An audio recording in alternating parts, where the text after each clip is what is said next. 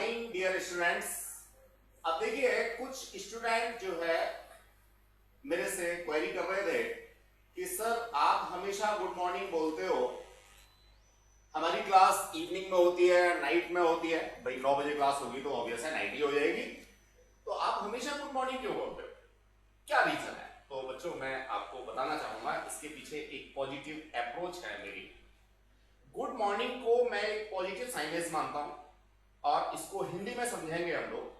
Good morning बोले तो जब जागो तब सवेरा। तो बच्चों मेरी नजर में गुड नाइट कभी नहीं होता, गुड इवनिंग कभी नहीं होता। मैं ऐसा मानता हूं दीज आर नेगेटिव वर्ड्स। हम कहीं ना कहीं शाम को थके हुए होते हैं, सोने जा रहे होते हैं, तो कंपेरेटिवली हम लोग थके हुए होते हैं। तो जब हम जगते हैं तो एक एनर्जी फुलनेस हमारे अंदर होती है, हम लोग कहीं ना कहीं उस एनर्जी को यूज करते हैं। तो exactly always be good morning. What good morning. तो बच्चों इसके बाद अब हम लोग बात करना चाहेंगे आज की क्लास के बारे में। एक बड़ा अच्छा टॉपिक हम लोग आज डिस्कस करने वाले हैं, that is what significant figures. अब ये क्या है सिग्निफिकेंट फिगर्स बच्चों, ये मैं आप लोगों के साथ शेयर करना चाहूंगा। बड़ा अच्छा सा कॉन्सेप्ट है, बड़ा अच्छा सा बढ़िया सा कॉन्सेप्ट है। देखो बच्चों सिग्निफिकेंट फिगर्स के बारे में हम लोग डिस्कस करना चाहें इससे पहले 2-3 बातें समझें। आपके पास में अर्थमेटिक वैल्यूज होती हैं 1 2 3 4 5 6 व्हाटएवर सो, ये आपने डेसिमल नंबर सिस्टम पढ़ा रखा है। हो सकता है बाइनरी नंबर सिस्टम भी हो, 0 और 1 दो डिजिट्स होते हैं, आप सब जानते हैं, कंप्यूटर्स में पढ़ के आए हैं। It may B octal number system, 0 से लेकर के 7 तक आपके पास डिजिट्स होते हैं, उन्हीं में आप लोग ऑपरेशंस करते हैं, एडिशन का, सब्ट्रैक्शन का, मल्टीप्लिकेशन का, whatever. It may B hexadecimal हो, जिसमें आपका डेसिमल यानी 1 से लेके 9 होगा, 0 होगा, ए होगा, बी होगा, सी होगा, डी होगा। मैं बहुत ज्यादा ये कंप्यूटर्स पढ़ाने नहीं जा रहा, अब इतना थोड़ा बहुत मैं इसलिए बता रहा हूं क्योंकि मुझे आता है, मेरे पास एक डिग्री कंप्यूटर्स में भी मास्टर की है, तो मैं कंप्यूटर्स भी बहुत अच्छा पढ़ा सकता हूं, ऐसा सोचता हूं। लेकिन अभी हम लोग फिजिक्स की बात कर रहे हैं, तो हमारा टॉपिक क्या था, सिग्निफिकेंट फिगर्स का था। तो बच्चों अर्थमेटिकल ऑपरेशंस जो हैं वो बेसिकली एक रॉ मटेरियल है, अब उनका एप्लीकेशन लेयर हम लोग फिजिक्स में लेके आते हैं। क्या मान लीजिए मैंने लिखा 5, इसका मतलब इट्स ए प्योर नंबर, कहीं से भी आ गया, कैसे भी आ गया। मैंने इसके साथ में ऐड किया सपोज 3, कहीं से भी आ गया, कैसे भी आ गया। अब एक बच्चा लिखता है 5.0000 प्लस दूसरा लिखता है 3.0। अब बच्चों इनको ऐड किया, आंसर पहले वाले केस का दूसरे वाले केस का सेम होगा। सोचो जरा, सोचो, सेम होगा ना? बिल्कुल बच्चों सेम होगा। लेकिन अगर मैं इन दोनों अर्थमेटिक चीजों को एप्लीकेशन लेयर पे ले आऊं, फिजिक्स के अंदर ले आऊं, यहां लिख दूं सेंटीमीटर, यहां लिख दूं सेंटीमीटर, यहां लिख दूं सेंटीमीटर, यहां लिख दूं सेंटीमीटर, तो नो डाउट अब इनके मीनिंग सारे के सारे बदल जाते हैं। यानी 5 सेंटीमीटर में लिखता हूं और 5.000 सेंटीमीटर लिखता हूं, तो इन दोनों में एक बहुत बड़ा अंतर है डियर स्टूडेंट्स। इन अंतर को ही, हो सकता है अभी आपको लग रहा हो कि क्या अंतर है, दोनों की वैल्यू तो सेम है, ऐसा नहीं है, ठीक है।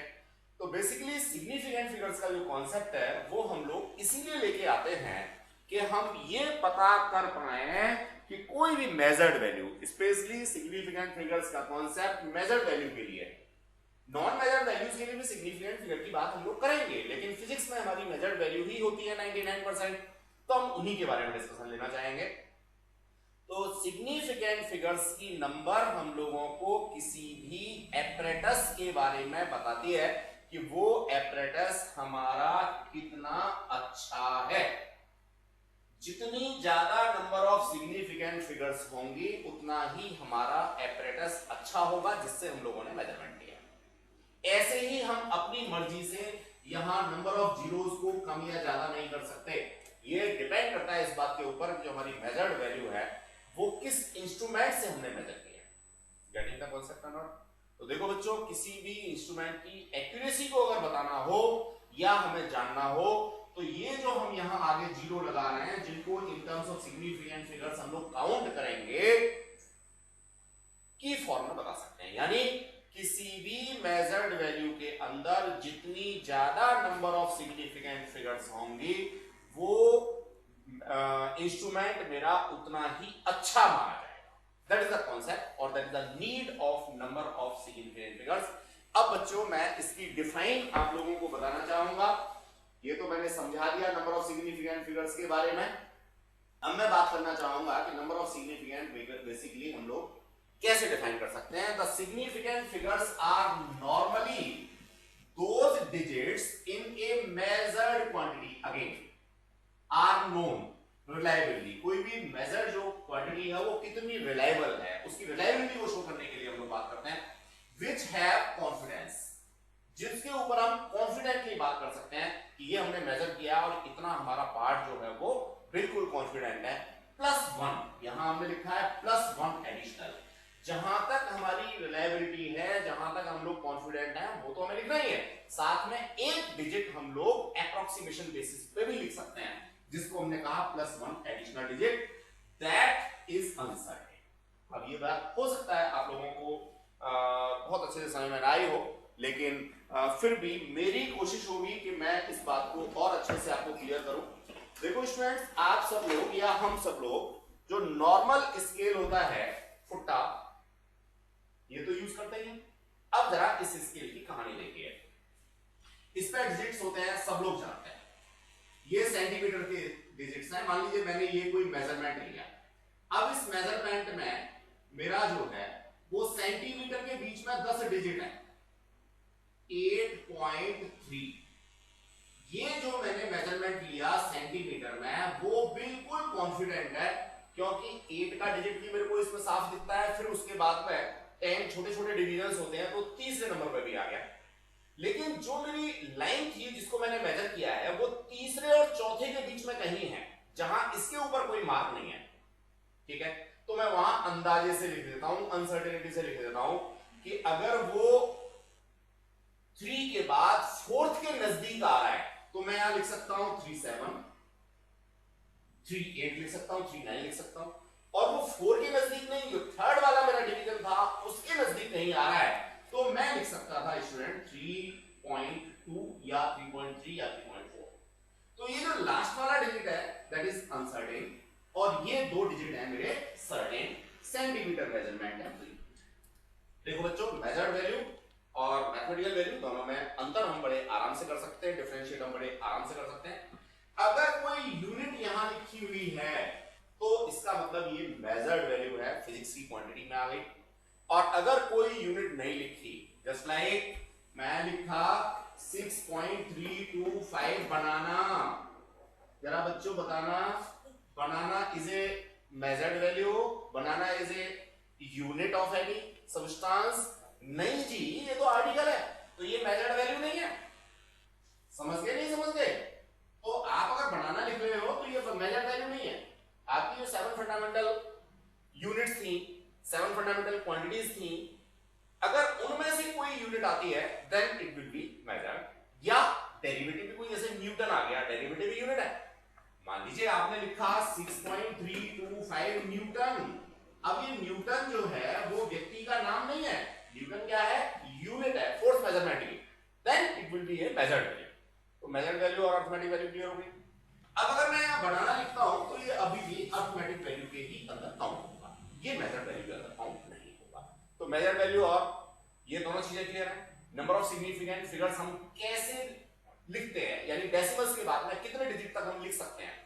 अब कोई बच्चा स्केल तो यही वाला यूज कर रहा है जी, जिसमें सेंटीमीटर के जो ब्लॉक्स थे उसके बीच में 10 छोटे छोटे डिवीजन है। लेकिन वो क्या लिखता है? वो लिखता है 8.3795534।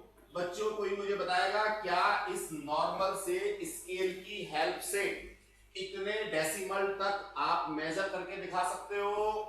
बिल्कुल नहीं दिखा सकते। ये एक अलग बात है कि इसकी जगह पे हम वर्नियर कैलिपर्स यूज करें, स्क्रू गेज यूज करें, और यूज करें, तो ये हमारे डिजिट्स जो है वो बढ़ जाएंगे, लेकिन इतने तो हम किसी उसमें भी नहीं आते। तो बच्चों मैथमेटिकल ऑपरेशंस में और मेजर वैल्यू में ये अंतर होता है। तो हमें कहीं ना कहीं यहाँ ये देखना होता है कि हम कितने डिजिट तक लिखें अपने मेजरमेंट को। तो बच्चों अगर मैं नॉर्मल स्केल यूज कर रहा हूं तो मैं डेसिमल के 2 डिजिट तक ही लिख सकता हूं, सेंटीमीटर वाले कॉन्सेप्ट में। ठीक है, बाकी के डिजिट्स में नहीं लिख सकता। अब यहां से मैं सिग्निफिकेंट फिगर्स की बात करूं तो 8.37 सेंटीमीटर, इसमें बच्चों 3 सिग्निफिकेंट फिगर हैं, 1, 2 और 3। अगर ये कोई बच्चा लिख देता 8.3 सेंटीमीटर, तो बच्चों इसमें 2 सिग्निफिकेंट फिगर हैं। अगर कोई बच्चा लिख देता 8.370 सेंटीमीटर, सब में सेंटीमीटर पीछे लिखना होगा, ये ध्यान रखना बच्चों, तो इसमें 1, 2, 3, 4 सिग्निफिकेंट फिगर है। अब किसी भी मेजर्ड वैल्यू में जितनी ज्यादा सिग्निफिकेंट फिगर्स होंगी वो उतना ही अच्छा होगा, उतना ही रिलायबल होगा।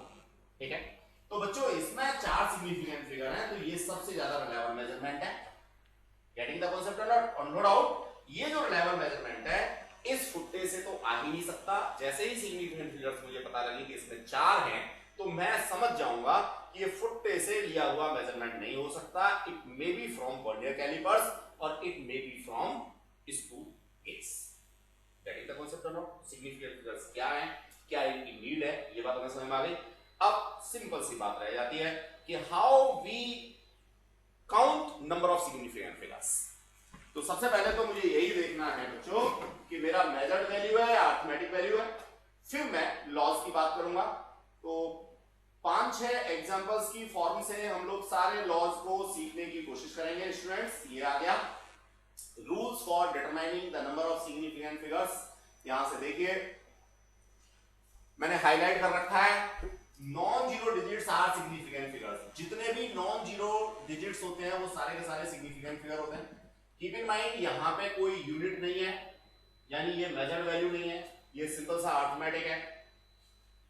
1, 2, 3, 4, इसमें कितनी है, 4 सिग्निफिकेंट फिगर है बच्चों।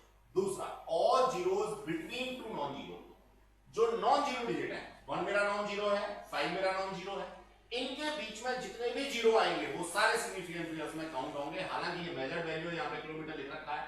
ठीक है, तो 1, 2, 3, 4, 5, यहां पे 5 मेरी सिग्निफिकेंट फिगर्स होंगी। ये रही 5 सिग्निफिकेंट फिगर्स। इसके बाद all zeros to the right of non zero digit. देखिए ये मेरे पास है 86400, तो ये दोनों जीरो राइट में है। ठीक है, अब इनकी बात अगर मैं करता हूं तो ये मेरी यहां मेजर्ड भी नहीं है, यहां पे यूनिट भी नहीं है। ये भी ध्यान रखना है कि यहां पे कोई यूनिट नहीं दे रखी है, इसका मतलब मेजर्ड नहीं है। तो इस पर्टिकुलर कंडीशन में यहां सिग्निफिकेंट फिगर सिर्फ ये 3 होंगी, 864, तो देयर आर 3 सिग्निफिकेंट फिगर्स। तो बच्चों इनको ग्रेस्प करते रहेंगे। वैसे तो जितनी इजीएस्ट लैंग्वेज हो सकती थी उस लैंग्वेज में मैंने यहां पे आपको नोट्स दिए हैं। फिर भी अगर आपको लगता है कि आप अपनी लैंग्वेज में कुछ लिख करके ज्यादा अच्छे से उसको रिवाइज कर पाएंगे, तो आप ये सारे नोट्स और मेरी वीडियो लेक्चर्स को देख करके अपने नोट्स बना लेंगे, जिससे कि रिवीजन करते समय टाइम कम से कम आपका लगे। देन आफ्टर हम लोग यहां बात करेंगे नेक्स्ट कॉन्सेप्ट है। देखो स्टूडेंट्स, यहां मैंने बिल्कुल हाईलाइट किया हुआ है दूसरे केस में 86400S, S stand for year second. अब अगर ये मेजर्ड वैल्यू है, सेकंड यहां पे लिखा हुआ है, तो इसका मतलब ये सारी की सारी सिग्निफिकेंट फिगर है। अब ये दोनों जीरो भी सिग्निफिकेंट फिगर्स के अंदर काउंट होंगी, तो देयर आर 5 सिग्निफिकेंट फिगर्स। इसके बाद है all zeros to right of non zero digit but to the left of the decimal point are significant figures. For example देखिए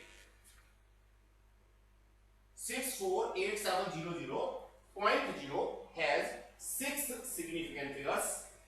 यहां देखिए ये मेजर्ड वैल्यू नहीं है, कोई यूनिट नहीं लिख रखी, उस पर्टिकुलर केस की बात हम कर रहे हैं। तो 1, 2, 3, 4, 5, 6, ये 6 सिग्निफिकेंट फिगर होंगी, डेसिमल लगाते हैं। That is the concept. हालांकि यहां पे डिस्क्रिपेंसी आपको मिल सकती है because of its not a physics, simple mathematics है। फिर भी जो मैं यहां डिस्कस कर रहा हूं उसको आपको ध्यान से देख लेंगे। चलिए, तो यहां इत्तेफाक नहीं रख सकते, हो सकता है कोई बंदे, लेकिन मेरा अपना ऐसा मानना है जो मैंने पढ़ा है। तो 1, 2, 3, 4, 5, 6, ये 6 सिग्निफिकेंट फिगर्स हो गए। यानी डेसिमल के बाद में ये जो जीरो है ये मेरा काउंट नहीं होगा। ये काउंट होगा कब, अगर मैं यहां पर 0.0 के बाद सेंटीमीटर लिख दूं, किलोमीटर लिख दूं, न्यूटन लिख दूं, अर्ग लिख दूं, डाइन लिख दूं, कोई भी यूनिट लिख दूं, यानी now it is a measured value. तो मेजर्ड वैल्यू होगी, फिर इसमें क्या हो जाएंगे, 7 हो जाएंगे। यानी ये जीरो जो है लास्ट वाला, डेसिमल के बाद वाला ये भी आपका कंप्यूट होगा बच्चों। चलिए आगे हम लोग नेक्स्ट रूल के बारे में बात करना चाहेंगे बच्चों। तो देखिए बड़ा मजेदार सा है, ये देखें रूल नंबर 5। रूल नंबर 5 क्या है स्टूडेंट्स, बड़ा मजेदार सा, all zeros to the right of a decimal. मैं रूल नहीं पढ़ रहा जी, एग्जांपल सीधे बता रहा हूं आपको। 161 सेंटीमीटर मेजर्ड वैल्यू है, सेंटीमीटर है, 3 सिग्निफिकेंट फिगर हो गए 161। मेजर्ड वैल्यू है, सेंटीमीटर लिखा हुआ है, मेजर्ड वैल्यू है, सेंटीमीटर लिखा हुआ है, तो 1 2 3 4 4 सिग्निफिकेंट फिगर हो गए इसके अंदर। 1 2 3 4 5 5 सिग्निफिकेंट फिगर हो गए इसके अंदर, ये लिखा हुआ है 3 4 एंड 5। अगर ये मेजर वैल्यू है तो आगे बढ़ते हैं हम लोग, थोड़ा सा स्पीड मैंने बढ़ा दी बिकॉज ऑफ ये बिल्कुल वो पशुओं वाला कॉन्सेप्ट यहाँ लेना पड़ेगा, जुगाली करनी पड़ेगी। मैं यहाँ भी एक बार समझा दूंगा आपको, बार बार इसको रिवाइज करना होगा, नोट्स की हेल्प से कर सकते हैं, वीडियो लेक्चर्स की हेल्प से कर सकते हैं, 3-4 बार इसको रिवाइज करेंगे तब आप कंफर्म होंगे। गेटिंग द कांसेप्ट और नॉट? चलिए all zeros to the right, again मैं रूल नहीं पढ़ रहा यहाँ पे, बड़ा सिंपल सा कॉन्सेप्ट है। देखिए यहां पे डेसिमल से पहले जीरो है, कोई भी नॉन जीरो डिजिट नहीं है, 161 सेंटीमीटर है। इसको मैंने आगे किया, डेसिमल के बाद 0161 सेंटीमीटर किया, दोनों में फर्क आ गया। अब दोनों केस में इसमें जीरो नहीं था, इसमें जीरो है, तो ये जीरो सिग्निफिकेंट फिगर में काउंट नहीं होगा, सिर्फ 3 सिग्निफिकेंट फिगर रहेंगे, 161 161, that is 3 significant significant figures moreover zero conventionally placed to the left of the decimal point is not significant figure।